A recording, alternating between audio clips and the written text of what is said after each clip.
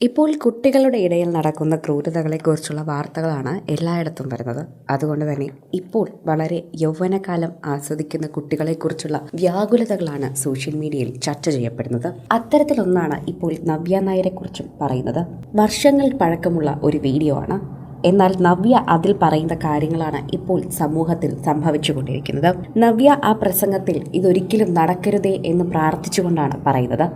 എന്നാൽ നവ്യ ആ പറഞ്ഞ കാര്യങ്ങളിലൂടെയാണ് നമ്മളിപ്പോൾ കടന്നു പോകുന്നതെന്ന് ആലോചിക്കുമ്പോൾ വർഷങ്ങൾക്ക് മുൻപേ നവ്യ ഇത് കണ്ടിരുന്നുവെന്ന് പറയുന്നു.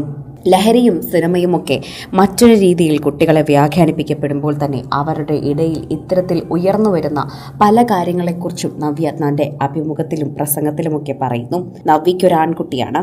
താൻ വളർന്നു വരുന്ന സാഹചര്യങ്ങളെക്കുറിച്ചാണ് നവ്യ പറഞ്ഞു തരുന്നത്. അതുകൊണ്ട് തന്നെ പല കാര്യങ്ങളും ബുദ്ധിമുട്ടിലേറി പോവാറുണ്ട് എന്നും നവ്യ കുറിക്കുന്നു. സോഷ്യൽ മീഡിയയിൽ തന്നെ നിരവധി വാർത്തകളാണ് പ്രേക്ഷകർ ഏറ്റെടുക്കുന്നത്.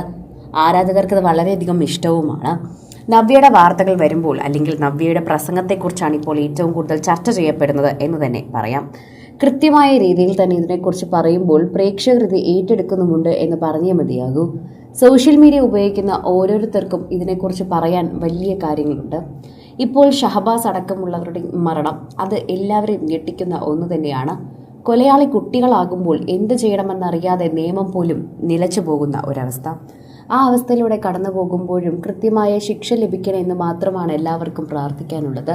കുട്ടികളായതുകൊണ്ട് തന്നെ അവരെ ശിക്ഷിക്കുന്നതിന് എല്ലാവർക്കും ഒരു പരിമിതിയുണ്ട്. എന്നാൽ കുട്ടികൾക്കിടയിൽ ഇത്തരത്തിൽ വർദ്ധിച്ചു വരുന്ന പല കൊലക്കുറ്റങ്ങൾ പോലെയുള്ള കാര്യങ്ങൾ ഒട്ടും വിശ്വസിക്കാൻ പോലും ആകുന്നതല്ല. പണ്ട് കാലങ്ങളിൽ കുട്ടികളുടെ ഇടയിൽ ഇത്രയും അധികം കുറ്റകൃത്യങ്ങൾ ഉണ്ടായിരുന്നില്ല. അതിൻ്റെ അളവ് കൂടുതലാണ്. ശരിക്കും പറഞ്ഞാൽ കുറച്ച് വർഷങ്ങളായാണ് അതിൻ്റെ അളവ് കൂടുതലായിരിക്കുന്നത്.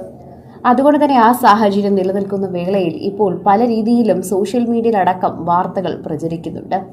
ആരാധകർ പോലും പലപ്പോഴും നവ്യ പറഞ്ഞ കാര്യങ്ങൾ സത്യമാണ് എന്ന് പറഞ്ഞുകൊണ്ട് വീണ്ടും നവ്യയുടെ ആ വാക്കുകൾ വൈറലാക്കുന്നുണ്ട്. ആരാധകർക്ക് നവ്യയുടെ ആ വാക്കുകൾ സത്യമാണ് എന്ന് മനസ്സിലാകുന്നുണ്ട്. അന്ന് നവ്യ പറഞ്ഞപ്പോൾ ഇങ്ങനെയൊക്കെ ഇവിടെ ഉണ്ടാകണമെങ്കിൽ ഒരുപാട് വർഷങ്ങൾ കഴിയണമെന്നാണ് കരുതിയത്.